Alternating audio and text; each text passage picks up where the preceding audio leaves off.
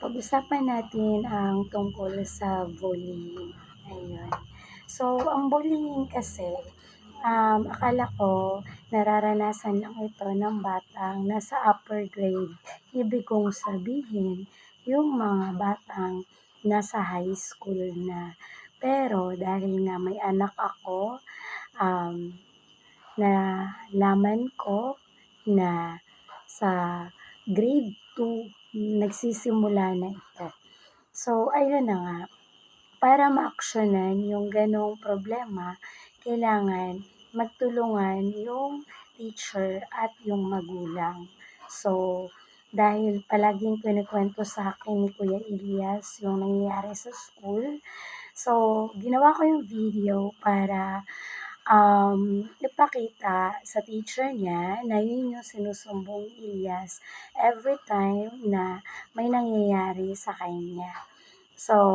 Dinyo-comment ko rin siya para makita ko kung nalulunasan ba namin yung nangyayari sa kanya. Let's watch this. Si JB at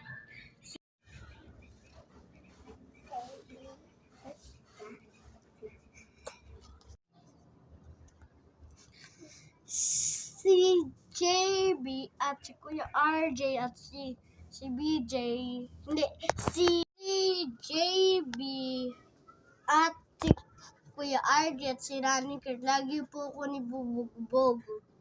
At nagawa ko na lang po ay nitapon ko yung notebook na number 6 ni Rani Kurt.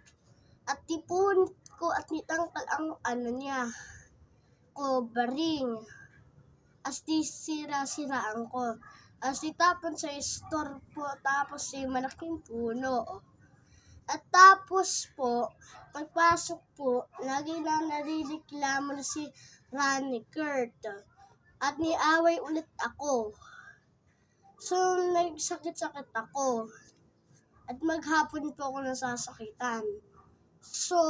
Lagi na po ako niaway. Niaway ko ba't medyo rami nila at lakas nila. Hindi ko na sila kaya. Lagi na ako nagsusugo. Niaway pa nila ako. Wala na po ako nagagawa at bigla na po sila nag-aaway. Na ako nagsusugo. Wala naman, tapos nag-uulit-ulit. Parang endless dead loop po. At parang na ako hindi na makaalis doon. Kasi po, gusto ko na maghinto. At hindi po ako makahindo. Kasi po, yun po yung nakuha ko. Lagi na po ako naaway. Sa na yun po, hindi na po ako magpapasok kasi lagi na po ako niawayan. Si JB at si Kuya RJ at si Rani Kurt, lagi po ako ni Bubugbog. At nagawa ko na lang po ay nitapon ko yung notebook na number 6 ni Rani Kurt. At tipon ko at nitangkal ang niya, covering. As di sira-siraan ko. As itapon sa store po, tapos malaking puno. At tapos po, pagpasok po, lagi na narireklamo na si Rani Kurt. At niaway ulit ako. Nagsakit-sakit ako. At maghapon po ako nasasakitan. Lagi na po ako niaway. Niaway ko ba't medyo rami nila at lakas nila. Hindi ko na sila kaya. Lagi na ako nagsusugo. Niaaway pa nila ako. Wala na po ako nagagawa at bigla na po sila nag-aaway. Na ako nagsusugo. Wala naman, tapos nag-uulit-ulit. Parang endless dead loop po. At parang na ako hindi na makaalis doon. Kasi po, gusto ko na maghinto. At hindi po ako makahindo. Kasi po, yun po yung nakuha ko. Lagi na po ako naaway. Sa na yun po, hindi na po ako magpapasok kasi lagi na po ko niawayan. Si JB, tapos si Kuya RJ, lagi po ko niaway. Tapos dapat na lang po ko, lagi na dito na lang po ako sa bike. Tapos lagi naman po ko niaway. So dito na po ako. Lagi na po ako niaway mag-ahapon ng uwi school. Lagi na po ako nasasakitan.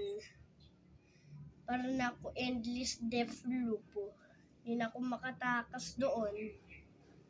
Lagi na po ako nasasakitan. Dati po, nung dating araw, nung nag-uulan, lagi po ako nidadaganan, nagaganon po. Nitatakbuhan, sisuntok po lang nila ako. Tapos nasasakitan na ako sobrang sobra. At magaga po ako nasasakitan, ma'am. Sa ibang life ko, lagi na lang ako nasasakitan.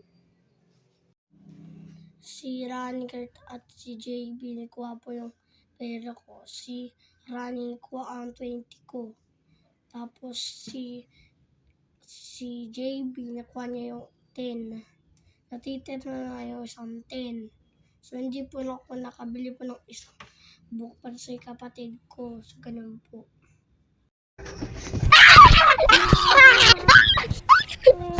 Tara, punta po tayong school. Pinatawag ako ng teacher ni Kuya Elias about sa bubuli na ginagawa sa kanya ng mga kaklase niya. So, ayun. Maghaharap-harap kami ngayon sa school para malaman ng bawat sides kung ano ang mga dapat gawin. So, si Elias kasi pag may baon siyang pera, nawawala yung pera niyang baon dahil kinukuha ng kaklase niya. Tapos, inuutosan din siya ng kaklase niya na suntukin yung ibang bata kasi pag hindi niya sinuntok, siya yung susuntukin. So, dahil ayaw niyang masuntok, sinusunod niya yung kaklase niya na nag-uutos sa kanya. So, ang bullying, nangyayari siya kahit grade 2 pa lang. So, it's really hurt sa part ng parents na malaman mo yung anak mo na binubully. And then, hindi mo naman maipagtanggol in physical way kasi nga may batas tayo na huwag sasaktan yung mga bata. And wala din tayong karapatan na disiplinahin yung ibang bata kasi hindi naman natin sila anak. So, yung magagawa lang talaga ng parents, makipag-coordinate sa teacher and sa advisor ng mga anak. Ganun. So, ayun. Punta ako ng school para mag-meeting about sa case na pambubuli.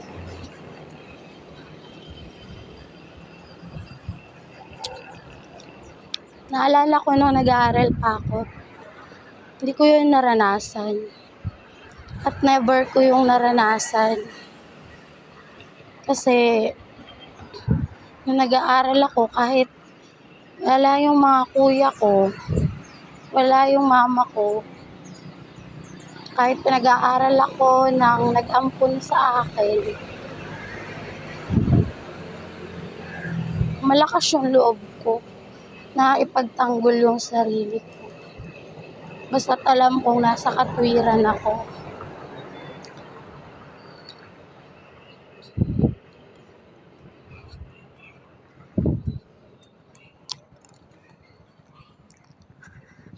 Ayun na nga. iba-iba talaga yung ano, nature ng bawat tao. So, kahit na yung parents, malakas yung loob sa mga anak, hindi siya gano'n.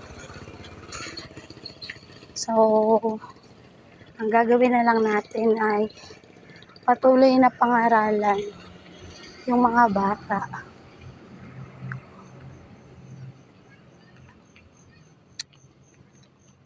At sana magbago kasi hindi magandang ugali talaga yung bullying. And sa part ng Ilyas, malaki yung niya, epekto. Kasi ayaw na niya magpahatid sa school. Hindi siya nagsasabi. Kasi nga, tinatakot siya na pag nagsumbong, susuntukin siya. So, ayun.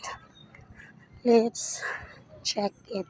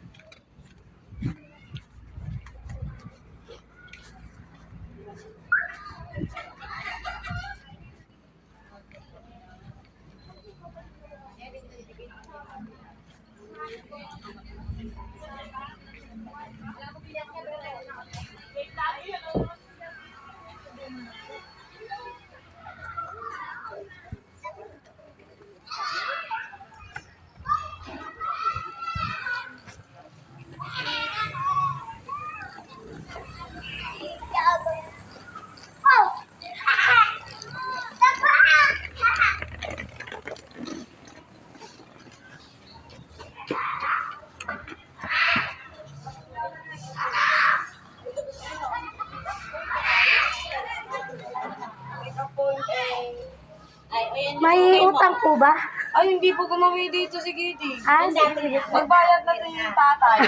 Sige po.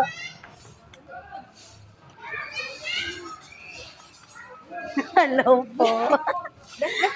Hi! So, ayun na nga. Nanggaling ako sa school para dialogo, makipag-usap sa mga guardian at parents ng mga students na nabanggit doon sa pambubuli kay Kuya Ilyas. So, ayun, napagkasunduan namin na bilang mga magulang at guardian, kami yung unang nananagot sa behavior ng aming anak at kanilang inaalagaan. So, hoping na maging epektibo kaming mga magulang sa paghubog ng ugali ng aming mga anak at ng kanilang mga inaalagaan para hindi nila kalakihan yung ganong gawain sapagkat hindi magandang pag-uugali yung nananakit ng kapwa. Yung bullying kasi nagkakaroon ng natotraumatize yung batang nabubully. So ako, hindi ko yun naranasan, pero yung anak ko nararanasan yun. Kaya, ayun, ginawa ko tong video na to para maging awareness na ang bullying ay nagsisimula siya sa grade 2 pa lang. Hindi ko alam kung anong grade meron kayo na mga anak, pero mas mainam talaga na kinakausap natin sila after ng school. Ayun, pinakikinggan natin yung kanilang sides bago tayo mag-conclude kung ano ba talaga yung dapat nating gawin. So, hindi naman sa lahat ng pagkakataon na tama sila, pero yung kasi yung point na napupuno na sila, kaya sila nakagagawa ng ganoong mga actions na hindi tama. So, kailangan ng mga bata talaga yung malawak na pang-unawa kasi hindi lang siya overnight na mababago natin yung ugali nila.